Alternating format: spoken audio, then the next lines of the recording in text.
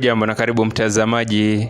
Kampuni ya rangi ya Hamosa imezindua mpango wa kuhamasisha pamoja na kuwafundisha mafundi wote humu nchini jinsi ya kutumia bidhaa tofauti za rangi ya Hamosa, lengo likiwa ni kuboresha utendakazi wa mafundi wote kwa wateja wao na kujenga uhusiano mzuri baina yao na kampuni ya Hamosa. Uzinduzi huo umefanyika katika mgahawa wa Greensport Gardens, Ruiru, County ya Nairobi, zaidi ya mafundi 200 wakijitokeza. Afisa wa mauzo eneo la Ruiru, Bwana Isa Mlama, amewahimiza mafundi wote kutumia elimu walioipata vilivyo, ikiwemo kutumia rangi sahihi za ndani na nje ya nyumba.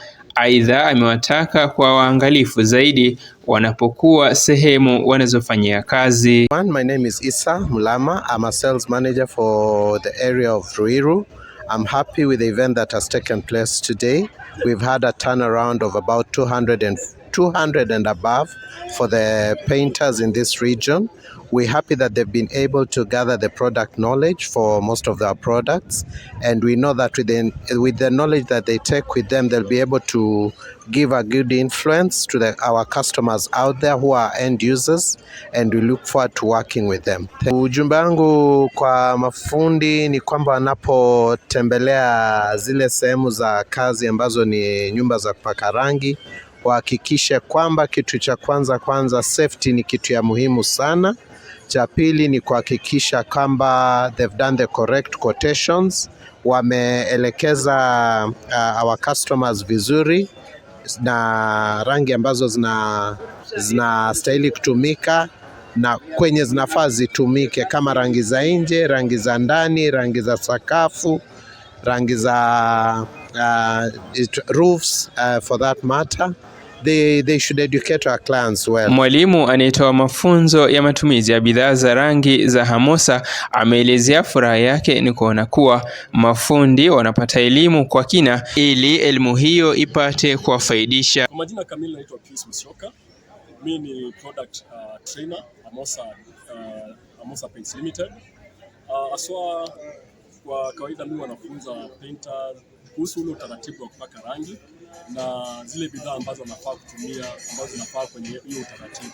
So kwa event ya leo tumeweza kuhamasisha painters, sababu ilikuwa ni introduction, ilikuwa ni hali ya introduce the product zetu kwenye market.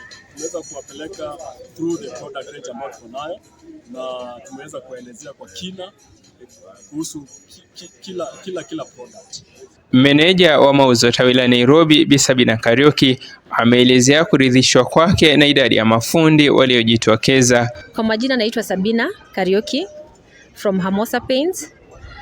Sales in charge in Nairobi, and tumekuwa na a very interactive session here in the Ruiru Kamakis Eastern Bypass with over 200 painters, and I must say I have been wowed by the turnout. I've been wowed by the wonderful interaction that we have had among the painters. We have had a chance to introduce to our products, both internal and external. And the reception was very good. Some of these people have used our products, and the feedback and the reviews we have gotten from the painters is excellent. And this is why we are saying Siri kweli ni Hamosa. So I would like to encourage our contractors, our homeowners, our developers, and our painters in general, who are our patrons in this industry of construction and paint to be specific, to come and use our products from the hardwares that are around you.